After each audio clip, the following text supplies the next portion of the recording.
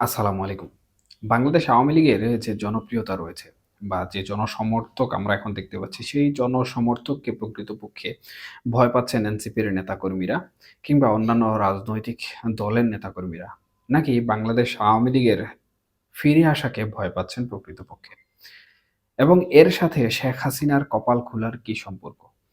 দেখুন, বাংলাদেশ আওয়ামী লীগের পতনের পর থেকে আমরা বিভিন্নভাবে কিন্তু গণমাধ্যমে বাংলাদেশ আওয়ামী লীগ নিয়ে বিভিন্ন ধরনের বার্তা শুনতে পাই।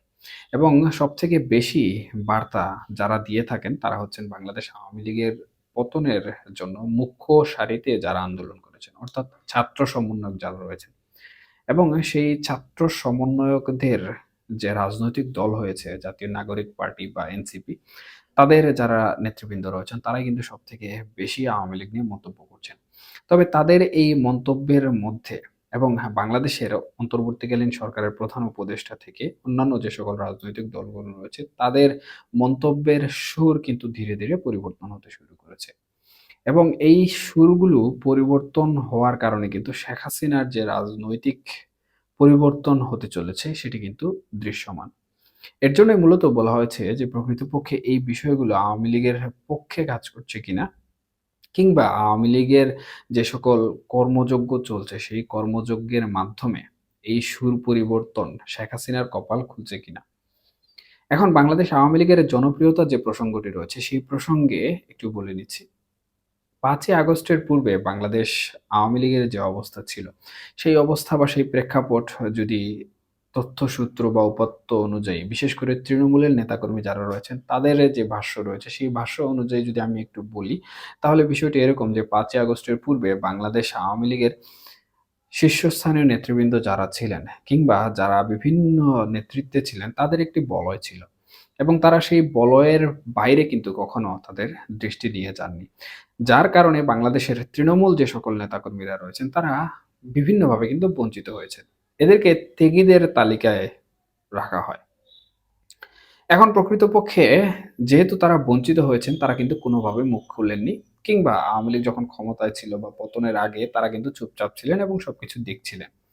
তবে আওয়ামী লীগের পতন হয়ে যাওয়ার পর কিন্তু তারা আর চুপচাপ থাকেননি। বরঞ্চ বর্তমান সময়ে আওয়ামী লীগকে দাঁড় করানোর জন্য বা বাংলাদেশের রাজনীতিতে আওয়ামী লীগ ফিরে আসুক, এই বিষয়টি নিয়ে কিন্তু তারা খুব বেশি মাথা ঘামাচ্ছেন এবং তারা চাচ্ছেন যেন বাংলাদেশের রাজনীতিতে আওয়ামী লীগ পুনরায় ফিরে আসুক। এখন এই যে পূর্বের যে বলয় ছিল, সেই বলয় থেকে তারা দূরে সরে আসলেন কেন? বা সেই বলয় কেন এখন নেই?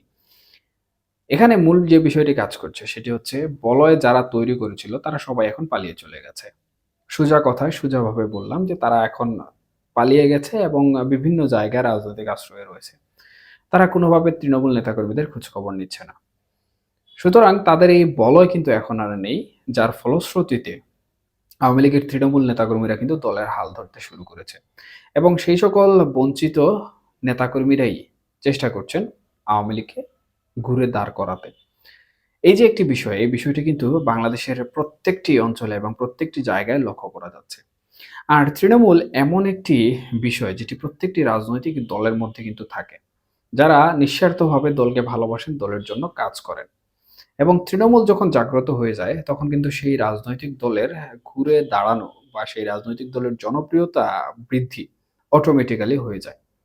এবং এটি রাজনৈতিক একটি ধারা হিসাবেই কিন্তু ধরে নেওয়া হয়।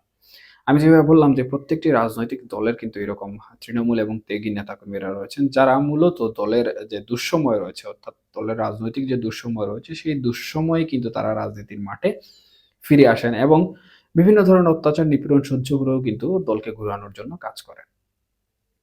হয়তোবা আওয়ামী লীগ যদি কখনো ক্ষমতায় চলে আসে, ক্ষমতায় চলে আসার পরিপ্রেক্ষিতে এই সকল তৃণমূলের নেতাকর্মীরা আবার হয়তো ত্যাগীদের তালিকায় চলে যাবেন এবং যারা সুবিধাভোগী রয়েছেন, যারা পালিয়ে গিয়েছেন, তারা এসে হয়তো আবার তাদের বলয় তৈরি করবেন। তবে এমনটি বাংলাদেশ আওয়ামী লীগের নেতাকর্মীরা যারা তৃণমূল লীগে কাজ করছেন তারা মনে করছেন না। তবে এর সাথে, সাথে আরেকটি বিষয় রয়েছে, সেটি হচ্ছে অন্তর্বর্তীকালীন সরকারের বিভিন্ন কার্যকলাপ। অন্তর্বর্তীকালীন সরকার এমনভাবে বাংলাদেশে কিছু কর্মযজ্ঞ চালাচ্ছে যে কর্মযজ্ঞগুলোর কারণে কিন্তু বাংলাদেশের যারা জনগণ রয়েছেন তারা অন্তর্বর্তীকালীন সরকারের উপর এক ধরনের ক্ষোভ প্রকাশ করছেন। আর এই ক্ষুব্ধতার কারণেই কিন্তু আমরা লক্ষ্য করছি যে বিভিন্নভাবে বিভিন্ন সময়ে কিন্তু আওয়ামী লীগের পক্ষে জনমত বৃদ্ধি পাওয়া শুরু হয়ে গেছে। এবং এটি ১ম থেকে ছিল না। এখন কিন্তু আমরা বেশি লক্ষ্য করছি। এখন এই যে জনপ্রিয়তা, এই জনপ্রিয়তা নিয়ে যদি আওয়ামী লীগ নির্বাচনে অংশগ্রহণ করে বা নির্বাচনের দিকে যায়, জনগণ কিন্তু আওয়ামী লীগকে ভোট দিবে। এখন আওয়ামী লীগের বর্তমান যে অবস্থা, তাতে বাংলাদেশের নির্বাচন যেটি অনুষ্ঠিত হবে, সেই নির্বাচনে যদি সম্পূর্ণরূপে অংশগ্রহণ করতে নাও পারে, তাও আংশিকভাবে যদি অংশগ্রহণ করে, তাহলে অনেকেই ধারণা করছেন বা বিশ্লেষকরা মনে করছেন যে আওয়ামী লীগ বিজয় অর্জন করে ক্ষমতায় যেতে না পারলেও বিরোধী দলে চলে যাবে। এখন আওয়ামী লীগ যদি বিরোধী দলের রাজনীতিতে চলে যায়, তাহলে এই যে যারা আওয়ামী লীগের পতন ঘটালেন বা যারা ছাত্র সমন্বয়ক রয়েছেন, তাদের অবস্থা আসলে কোন দিকে যাবে? আওয়ামী লীগ কিন্তু একসময় ঠিকই তাদের এই বিরোধী অবস্থার থেকে উত্তরণ লাভ করে তারা ক্ষমতাসীন দল হয়ে যাবে। এটি স্বাভাবিক একটি বিষয়। আমরা ইতিমধ্যে বেশ প্রমাণপত্র ও ঐতিহাসিকভাবে লক্ষ্য করেছি। সুতরাং এই যে একটি জনপ্রিয়তা বা নির্বাচনে যাওয়ার ভয়ভীতি, এই নির্বাচনে যাওয়ার ভয়ভীতি থেকে কিন্তু আমরা ১ম এ দেখলাম যে রাজনৈতিক সুর ছিল আওয়ামী লীগকে নিষিদ্ধ করতে হবে।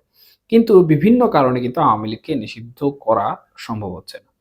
এখন যেহেতু আওয়ামী লীগকে নিষিদ্ধ করা সম্ভব হচ্ছে না, তাহলে এখানে কি করা যেতে পারে? তখনই কিন্তু আমরা দেখতে পাচ্ছি যে বিভিন্ন ধরনের উদ্ভট মতবাদ, মন্তব্য চলে আসছে। এর মধ্যে একটি মন্তব্য আমি ঢালাওভাবে কোটেড করে রেখেছি এবং সেটি হচ্ছে, আওয়ামী লীগের বিচার চলা অবস্থায় আওয়ামী লীগের নিবন্ধন বাতিল করতে হবে। অর্থাৎ এই যে আমি নির্বাচন বিষয়ে কথাটি বললাম, এই বিষয়টির সাথে কিন্তু এই নিবন্ধন বাতিল করাটি জড়িত বা নিবন্ধন বিষয়টি জড়িত। এখন এনসিপির নেতাকর্মীরা যখন দেখলেন যে আওয়ামী লীগকে নিষিদ্ধ করা যাচ্ছে না এবং আওয়ামী লীগ ঘুরে দাঁড়াচ্ছে, তৃণমূল আওয়ামী লীগের হাল ধরেছে, তাহলে আওয়ামী লীগ বিরোধী দলের রাজনীতিতে চলে গেলে তাদের ভবিষ্যৎ আসলে কি হবে? বা তাদের রাজনৈতিক ভবিষ্যৎ আসলে কি হবে? এইসব চিন্তা করে তারা এখন তাদের রাজনৈতিক সুর পরিবর্তন করার চেষ্টা করছেন বা রাজনৈতিক সুরগুলো পরিবর্তন করে ফেলছেন। এখন তারা চাচ্ছেন আওয়ামী লীগের এই যে বিচার, সেই বিচার প্রক্রিয়াটি দেখিয়ে আওয়ামী লীগের নিবন্ধনটি স্থগিত করতে। অর্থাৎ নিবন্ধন স্থগিত হয়ে গেলে আওয়ামী লীগ নির্বাচনে অংশগ্রহণ করতে পারবে না। আর নির্বাচনে অংশগ্রহণ করতে না পারলে আওয়ামী লীগ বিরোধী দলের রাজনীতিতেও অংশগ্রহণ করতে পারবে না। যেখানে তাদের ফায়দাই বেশি, তারা তাদের রাজনীতিকে গুছিয়ে নিতে পারবে। তবে অন্তর্বর্তীকালীন সরকারের প্রধান উপদেষ্টা এই সকল বিষয়ে এখন পর্যন্ত কিন্তু আওয়ামী লীগের নিবন্ধন স্থগিত করা কিংবা আওয়ামী লীগের যে নিবন্ধন বাতিল করা, নিষিদ্ধ করা এই সকল বিষয়ে কোন ধরনের মন্তব্য দেননি। তবে এখানে আন্তর্জাতিক যে বিষয়বস্তু রয়েছে, সেই বিষয়বস্তুগুলো অত্যন্ত গুরুত্বপূর্ণ। এখন আন্তর্জাতিক কোন বিষয়বস্তুগুলো? আন্তর্জাতিক আদালত, আন্তর্জাতিক মানবাধিকার সংস্থা, জাতিসংঘ, আমেরিকা, ভারত এই সবকিছু মিলিয়েই কিন্তু বাংলাদেশের বর্তমানে যে রাজনৈতিক প্রেক্ষাপট রয়েছে, সেই প্রেক্ষাপট তৈরি হয়েছে এবং সেই প্রেক্ষাপট প্রতিনিয়ত কিন্তু পরিবর্তন হচ্ছে। তবে রাতারাতি আসলে কোনো কিছু পরিবর্তন এই দেশের রাজনীতিতে হয় না। এই দেশের রাজনীতিতে যতই পরিবর্তন হয় না কেন, তা কিন্তু ধীরে ধীরে পরিবর্তন হয়। সেই হিসাবে এই যে নেতাকর্মীদের সুর পরিবর্তন হচ্ছে, এই সুর পরিবর্তন থেকে অনেকটা স্পষ্টভাবে ধারণা করা যায় যে শেখ হাসিনার রাজনীতির যে একটি বিষয়বস্তু রয়েছে, সেই রাজনীতির বিষয়বস্তুটা কিন্তু অনেকটাই পরিবর্তন হতে শুরু করেছে। এবং বাংলাদেশ আওয়ামী লীগ বাংলাদেশের রাজনীতিতে ফিরবে। শেখ হাসিনাও বাংলাদেশের রাজনীতিতে ফিরবেন। সেটা যেকোনো উপায়েই হোক।